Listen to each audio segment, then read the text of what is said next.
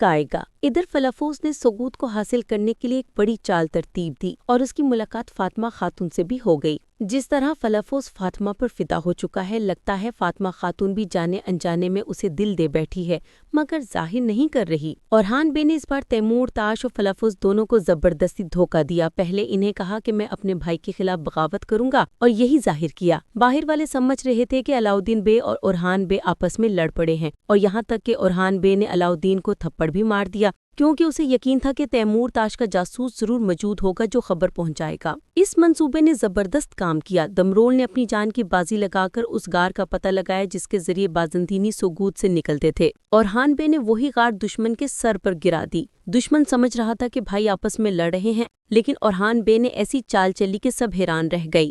فلافوس ایک بڑی فوج لے کر سوگوت پر حملہ کرنے جا رہا تھا کہ خبر ملی کہ اورحان بے نے سرنگ تباہ کر دی ہے، اور یہ بھی جان چکا ہے کہ بازنطینی سوگوت پر حملہ کرنے والے ہیں۔ اب تیمور تاش کو سمجھ آئی کہ ہمیں دھوکہ دیا گیا۔ سرنگ تباہ ہو گئی، لیکن سوال یہ ہے کہ تیکفور ساروق زندہ ہے یا مر چکا، کیونکہ وہ بھی سرنگ میں داخل ہوا تھا جہاں دھماکہ ہوا۔ ہماری رائے ہے کہ تیکفور نہیں مرے گا، زخمی ہو سکتا ہے لیکن زندہ بچے گا۔ ادھر درسون بھی بے نقاب ہو چکا ہے۔ یہ غدار تو نہیں، لیکن اس نے اپنی اصل ابھی بھی چھپائی ہوئی ہے۔ اس نے بس یہی کہا کہ میں کراسی فوج کا سپہ سالار ہوں۔ کارا خلیل کے معاملے پر سیریز کی کہانی کے مطابق بہت عرصہ پہلے بازنطینیوں نے جنگل میں کارا خلیل اور اس کی بیوی پر حملہ کیا تھا۔ اس کی بیوی عائشہ کو شہید کر دیا گیا تھا، لیکن بیٹے کو مارنے کے بجائے ساتھ لے گئے تاکہ اسے بازنطینی بنا کر مسلمانوں کے خلاف استعمال کریں۔ سوال یہ ہے کہ کارا خلیل کا بیٹا کون تھا؟ گائے گا۔ ادھر فلافوس نے ثبوت کو حاصل کرنے کے لیے ایک بڑی چال ترتیب دی اور اس کی ملاقات فاطمہ خاتون سے بھی ہو گئی۔ جس طرح فلافوس فاطمہ پر فدا ہو چکا ہے، لگتا ہے فاطمہ خاتون بھی جانے انجانے میں اسے دل دے بیٹھی ہے،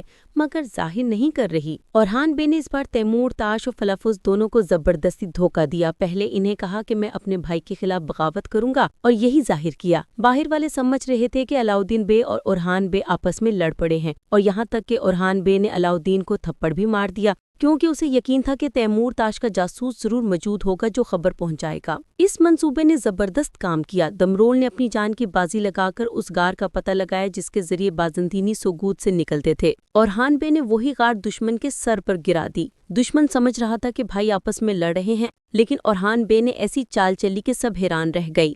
فلافوس ایک بڑی فوج لے کر سوگوت پر حملہ کرنے جا رہا تھا کہ خبر ملی کہ اورحان بے نے سرنگ تباہ کر دی ہے، اور یہ بھی جان چکا ہے کہ بازنطینی سوگوت پر حملہ کرنے والے ہیں۔ اب تیمور تاش کو سمجھ آئی کہ ہمیں دھوکہ دیا گیا۔ سرنگ تباہ ہو گئی، لیکن سوال یہ ہے کہ تیکفور ساروق زندہ ہے یا مر چکا، کیونکہ وہ بھی سرنگ میں داخل ہوا تھا جہاں دھماکہ ہوا۔ ہماری رائے ہے کہ تیکفور نہیں مرے گا، زخمی ہو سکتا ہے لیکن زندہ بچے گا۔ ادھر درسون بھی بے نقاب ہو چکا ہے۔ یہ غدار تو نہیں، لیکن اس نے اپنی اصل ابھی بھی چھپائی ہوئی ہے۔ اس نے بس یہی کہا کہ میں کراسی فوج کا سپہ سالار ہوں۔ کارا خلیل کے معاملے پر سیریز کی کہانی کے مطابق بہت عرصہ پہلے بازنطینیوں نے جنگل میں کارا خلیل اور اس کی بیوی پر حملہ کیا تھا۔ اس کی بیوی عائشہ کو شہید کر دیا گیا تھا، لیکن بیٹے کو مارنے کے بجائے ساتھ لے گئے تاکہ اسے بازنطینی بنا کر مسلمانوں کے خلاف استعمال کریں۔ سوال یہ ہے کہ کارا خلیل کا بیٹا کون تھا؟ اسے کون لے گیا؟